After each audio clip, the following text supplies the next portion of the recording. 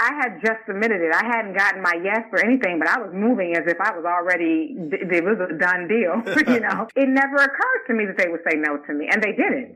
But I knew how passionate I was, and I was so committed, I didn't really know the word no. I didn't even conceive of it, and so it was never a limitation for me. I want to be a producer with a hit show on Broadway. You're listening to the Producer's Perspective Podcast with your host, Tony Award winner, Ken Davenport. Hey, everybody. We're going to get to today's podcast in just a moment. And boy, oh boy, my guest has some fantastic insights on why we need to get more young people to the theater, on diversity, and also what she feels about audience response on Twitter specifically. So check that out. But first, I want to thank today's sponsor. And by the way, if you are hungry, you are in trouble right now. And also, if you're on a sugar-free diet or trying to get on one, you're in bigger trouble, because today's guest is sponsored by that sweet, sweet destination, Magnolia Bakery. You can visit the Magnolia Bakery for freshly baked classic American desserts, including those incredible cupcakes, banana pudding, cakes, cheesecakes, icebox bars, and cookies. Based in New York, but now has locations in Boston, Washington, D.C., L.A., and Chicago, and even overseas. By the way, I talk about the Magnolia Bakery all the time as one of those great stories. I even relate it to Off-Broadway a little bit, because I used to think that Off-Broadway was like the Magnolia Bakery of the theater world. When Magnolia Bakery was just downtown, it was like hidden, it was this secret spot, and people used to line up around the blocks for it. And they still are, now that it's a big, big franchise. Their most popular dessert besides the cupcakes is that banana pudding. They offer a classic flavor as well as more than a dozen specialty flavors on a rotating basis, including chocolate hazelnut, yum, Java chip, and salted caramel. So go get a cupcake today. Visit magnoliabakery.com. Follow them at Magnolia Bakery. Some sweet, sweet photos of those sweet, sweet treats. And thank them for supporting this podcast and also just supporting the theater in general. They're great friends there with great desserts. Go get one. And now on with the podcast.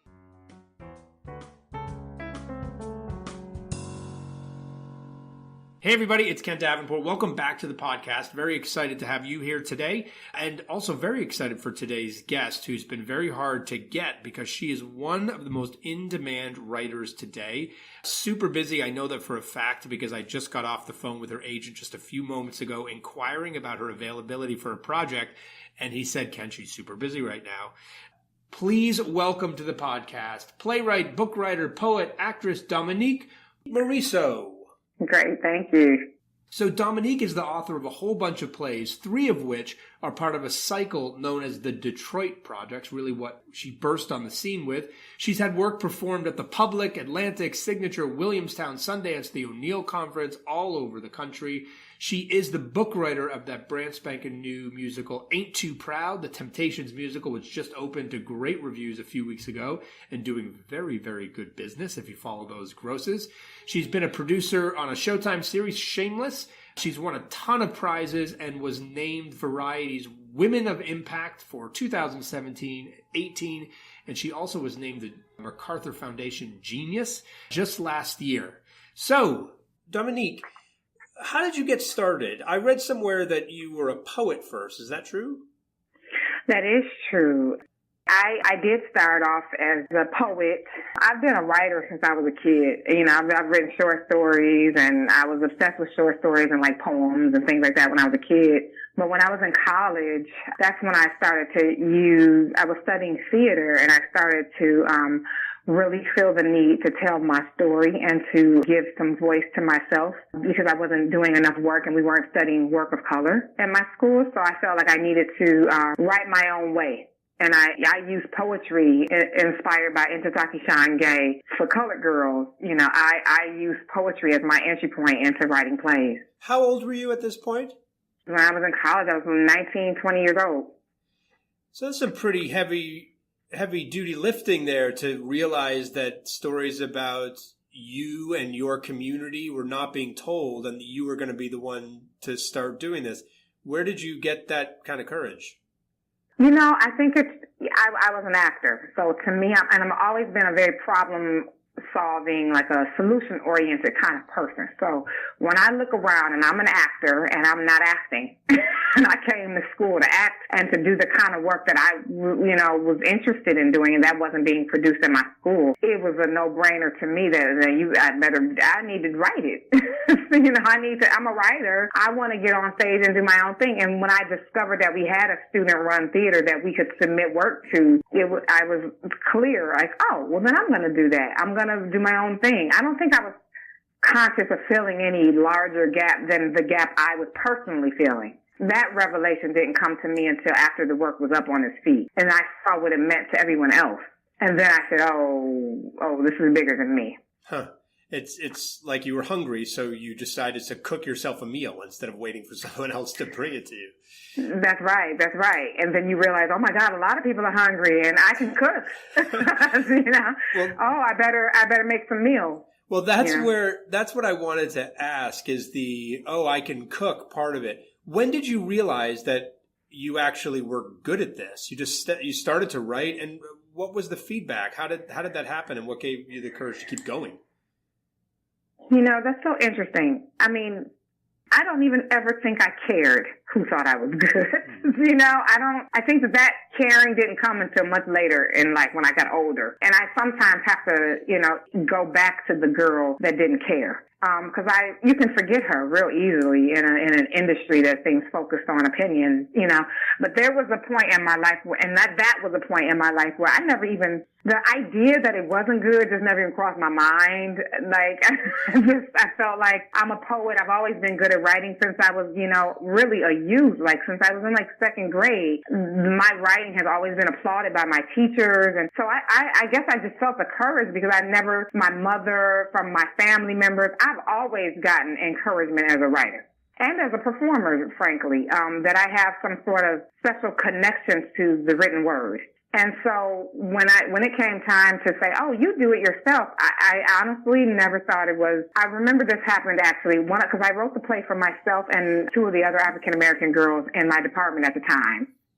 And I'm still, in contact with those women. But I remember one of the women at the time who didn't end up continuing with the show, because we just weren't gelling. But I remember this is what gave me a hint that we may not gel with this show. I was so excited. I had not even gotten my play. We had to submit it to the Basement Arts program. We had to, submit a proposal and then get the yes and then move forward. I had just submitted it. I hadn't gotten my yes or anything, but I was moving as if I was it was a done deal, And I was passing out the script to the girls I wanted to be in it, and I was excited to talk to them about their roles. And I remember one of the girls said to me, well, they do say no sometimes.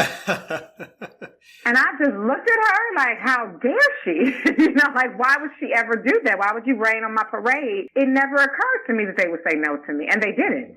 But I knew how passionate I was, and I was so committed. I didn't really know the word no. I didn't even conceive of it, and so it was never a limitation for me. And when I got older, it obviously, you learn to start to doubt yourself. I didn't jump into this in self-doubt at all.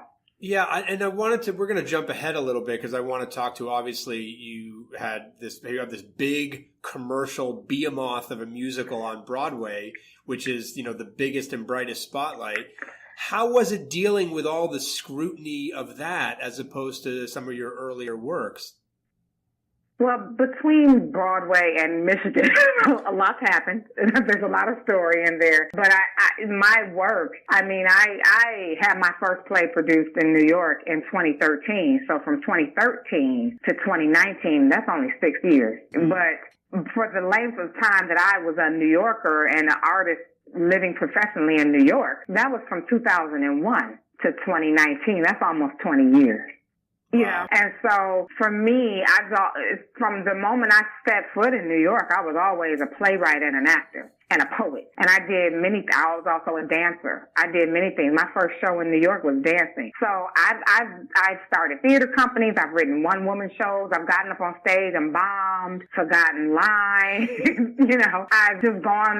I've built companies and seen them end with friends. I've done so many things. I've been a part of so many festivals, theater festivals, where I've had 10-minute plays and one acts. And, And so I feel that between then to when my first full play got produced in New York City in 2013, I learned the rigmarole of what it means to submit your work and to hustle to get your work seen in New York. I think from 2013 to the Broadway scrutiny that you get, which is like the next level scrutiny.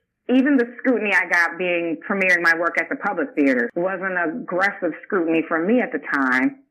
Suddenly people that I don't know and who've never had a conversation with me are like speaking on my work and whether or not I'm capable as a writer, which was never a doubt in my mind since I was a kid, you know, which everyone in my life has always been impressed with my writing, to now be in a space where some people are and some people are not impressed, or some people say I can and some people say I can't. And it's like, who are these people that get to make those decisions about what I'm capable of? I think between that and, so I've learned a new set of how to deal with the microscope on my work sometimes, you know, between 2013 and now. I think with Broadway, there's always the constant reminder that Broadway is a commercial production.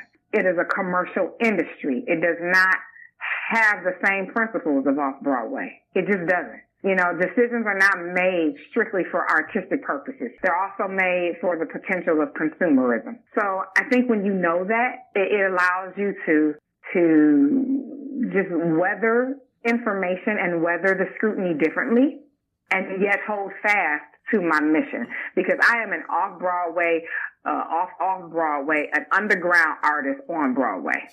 Broadway is not changing who I am and what I do and why I do what I do. So for me, when you see my work on Broadway, you're going to see me on that stage. That is the thing I don't compromise. I cannot always dictate the curation of that work, but when it comes down to the content of the work, I am an off-Broadway underground artist on Broadway. I love that. You seem to have done a high volume of work when you were here, when you first got here in 2001, which I love, doing festivals and 10-minute plays and concerts and all sorts of things. How much of your success do you equate just to the sheer volume of like I'm doing anything and everything that was it practice for you? Was it marketing for you? Looking back on that time now, how important was it?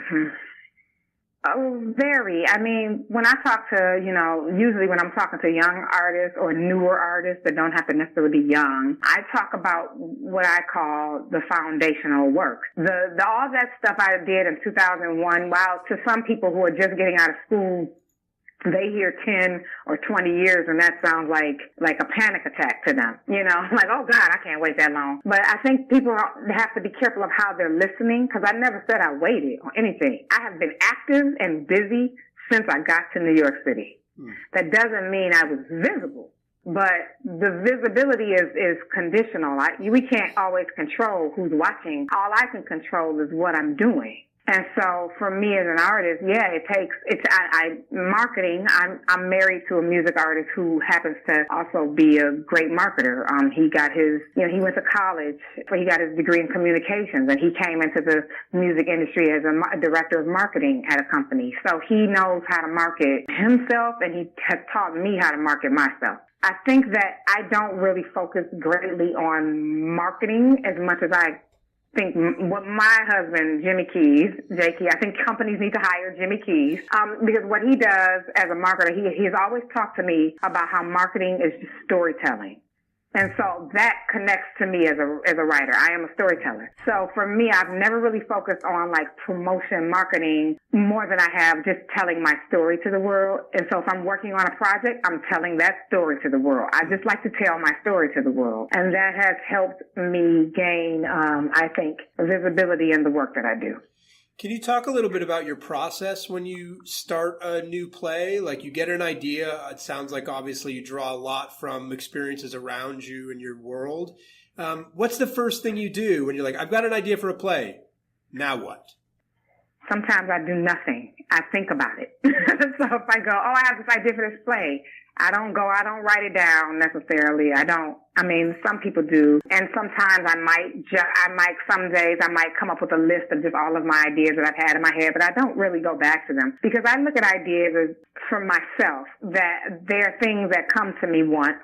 If it comes to me twice, it starts to come to me 3-4 times, and that's when I know that's something I need to move toward. So if I get this idea for a play, I don't just go sit down and write it. I go, oh, okay, I think I know what I want. I think I have this idea.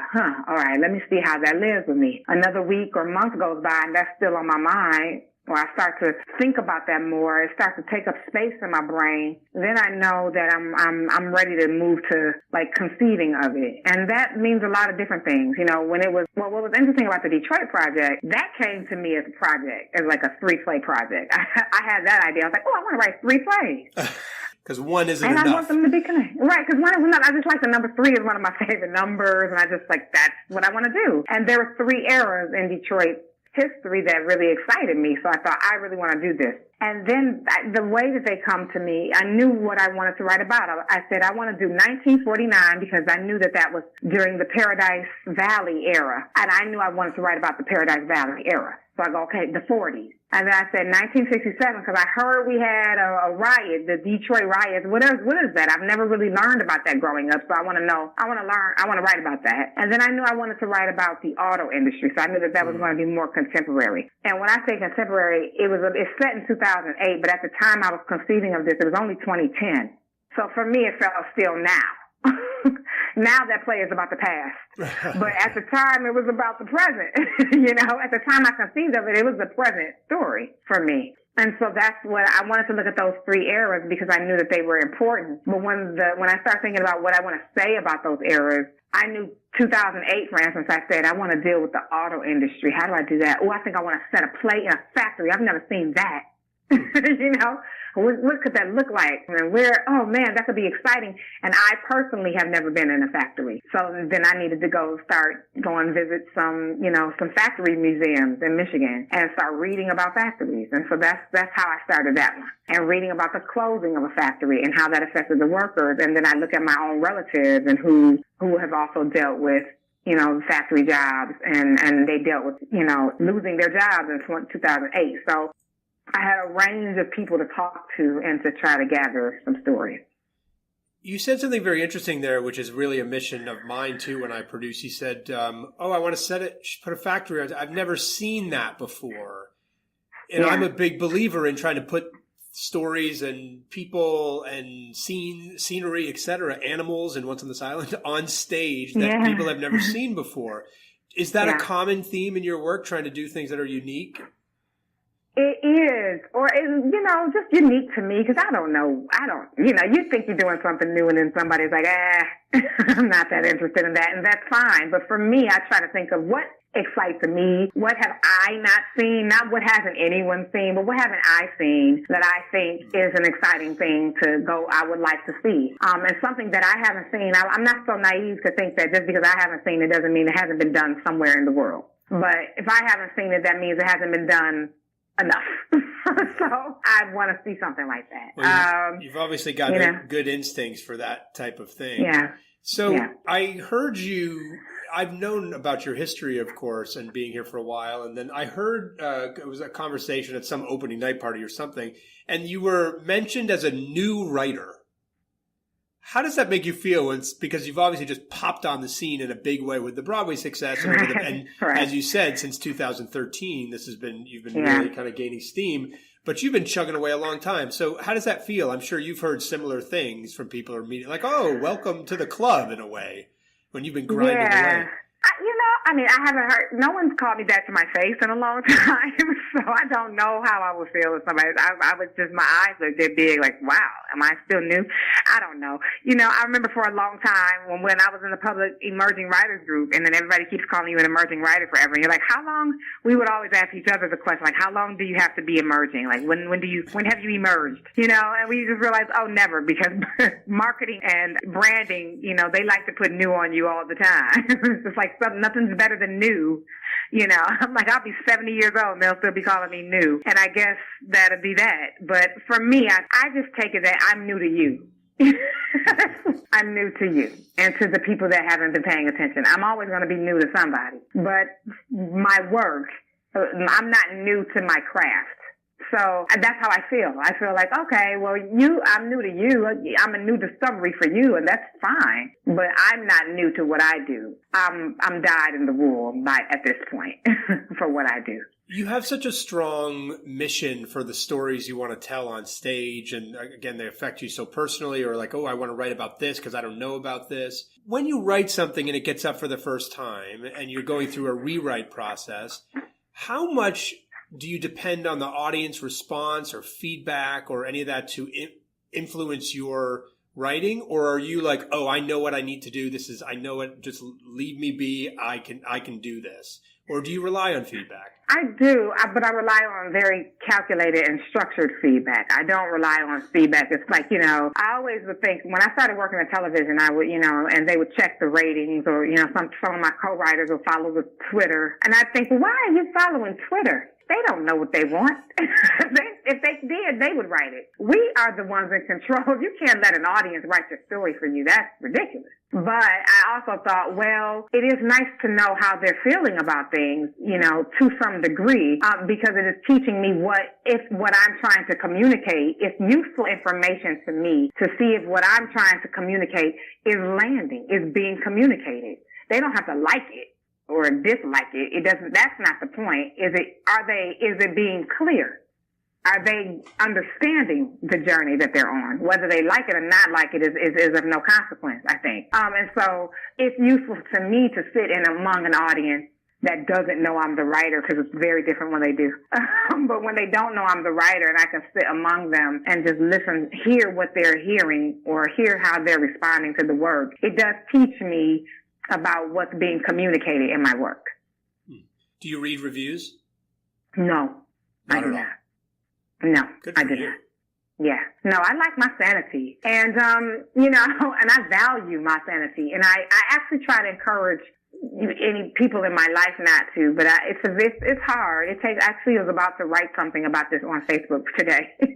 Not about reviews, but about awards. Because I really do appreciate awards. The awards that I've been given in my life aren't usually the ones that go, and the nominees are these 5 people and this one won. The awards that I get usually come with just private nominations, and someone has said this, we want to award you. And I like those because they don't feel like they're necessarily pitting us against each other and being like a popularity contest. It feels like you're just an acknowledgement of the work that I do, and that's exciting to me. But yeah, I appreciate awards, but I also think we're just obsessed with them in ways that really can be damaging to our industry and our ways of working.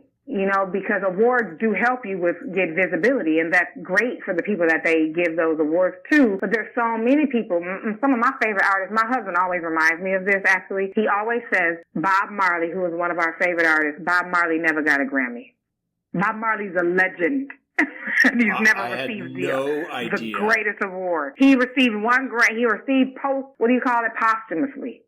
So after his death, he then received Grammys. Bob Marley in his life never received a Grammy, and he is the legend that he is. So I just always remember that and go, we cannot count on things like being knighted, getting 5 stars, or 10 Tonys that just can't be the only way that we're measuring greatness. So what does measure greatness for you as a writer? I think it's about the work. And what the work is doing, the mission of the work, and if that mission is being achieved. So to me, I wish critiquing would lean in this direction, and I hope it does eventually. I've talked to a lot of journalists. I've talked to a lot of critics, and have asked them about where they feel the tone is going, because I really hope that critics and theater can work more together, and not in people not sharing their true and raw opinions, but that we're not using those opinions to shut theater down, but rather to ignite more conversations about theater, so that we are sending people to the theater to weigh in, as opposed to stopping them from spending their money on theater. And so to me, you can have your bold opinion and use it as an encouragement tool to create dialogue. I would like to see more of that happen. So to me, when the work, I wish more critiquing was asking the work, seeking understanding about the work's mission. How can you say someone failed at something that you don't even know what they were trying to do? I can't say you failed at something that I don't know what you were trying for. Maybe you did exactly what you were trying to do. And so I would like to see us engage. To me, successful work is when they have effectively achieved the mission of their work. And that's exciting to me. I find work that's successful when I feel moved, charged, or disturbed. Effectively disturbed, moved, or charged by the work. And you had a very strong mission when you started writing about doing more stories about your community, which you're obviously doing a lot of and doing very, very well. I want to talk about that a little bit. I mean, look, you're a woman playwright who's also a person of color. How has that world and the business changed over the last 20 years since you've been doing this? Are we getting better at this? What's your take on how far we've come and where we need to go? You know, I get asked that question a lot, and I think I've started to say what I'm learning to say to effectively convey my feeling is that I'm cautiously optimistic. You know, I do feel like there's a lot of great work happening right now. This past season in New York City, when I was there, I saw a lot of plays by people of color and, you know, and by and large, young African-American playwrights. And that was exciting to see that. You know, I was like, wow, this was not happening when I was getting produced, when I first got produced. Something's changed. And so I'm excited about that, but I'm also cautious about that because I'm like, wow, this is a very trendy thing. I hope we're not a trend, you know, because when you just haven't been doing something and you do it really aggressively, it just feels like overcompensation, you know? And then it's like, is this sustainable? Are we actually making this sustainable for not just African American playwrights, but Latinx playwrights, Asian American playwrights, Native American playwrights? Are we making space for everybody? Are we picking hot topics? And that's what concerns me is I don't want to be somebody's hot pick for the week. I want to be fully indoctrinated into the industry. Well, I would say one of the reasons that we're going through this cautiously optimistic phase and seeing a work by a lot of young African-American playwrights and other people of color is frankly because of people like you who 20 years ago said, hey, wait a minute, we're not doing enough of this. I'm going to do it myself. So I want to personally say thank you for paving the way for the world that we're living in now and hopefully where we'll go and the business, where the business will go. Okay, Thank you. Well, it's true. Thank you for saying that. It's absolutely true. You know, you are the definition of what I call an entrepreneur, and you took the business in your own hands and are helping to shape it into the way you want it to be, which is great.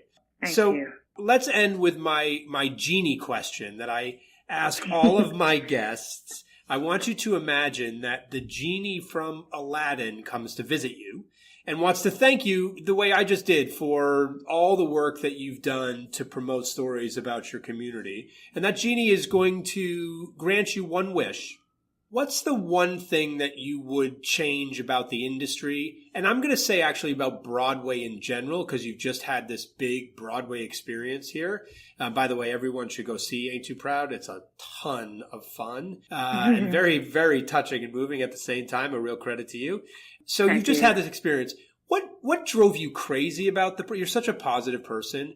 What frustrated you? What made you angry? What drove you crazy that you'd ask this genie to wish away in an instant about the Broadway experience? I think the thing that makes me a little crazy, or I would say not even crazy because I value my sanity, but makes me sad really, is there's still this idea of elitism with Broadway, that people, and there's a limited idea about the people we think actually have the money to come, so that we cater to only one specific age group, racial group, and economic demographic. And that's what we pour all of our energy and resources into, as if no one else matters but them. And that makes me sad, because I think, wow, I wish we would take more time and to really study the buying patterns of other communities of color, to study the trending buying patterns of young people. My God, young people matter. and we really don't pay attention to them because we think that they have no money. But I said, the young people always turn the tide for how commerce will go in the future. So we have to invest in them to be able to come see shows and to be marketed to, and to become ambassadors for the industry that we're trying to keep alive. I would change those things. I would change the way that we engage those communities in a commercial space so that they are thought of, they're not afterthoughts, and that we actually aggressively seek them with the same fervor that we are seeking what I feel like is predominantly the older, over 60 white, affluent audience. I don't think I've heard a better reason of why we should get, or a better explanation of why we need to get young people into the theater than that. Thank you for that. Thank you for joining us here today and everything that you're doing for the theater. I can't wait to read what's next and see what's next. And thanks to all of you for listening out there, and we will see you next time. Look out, Broadway.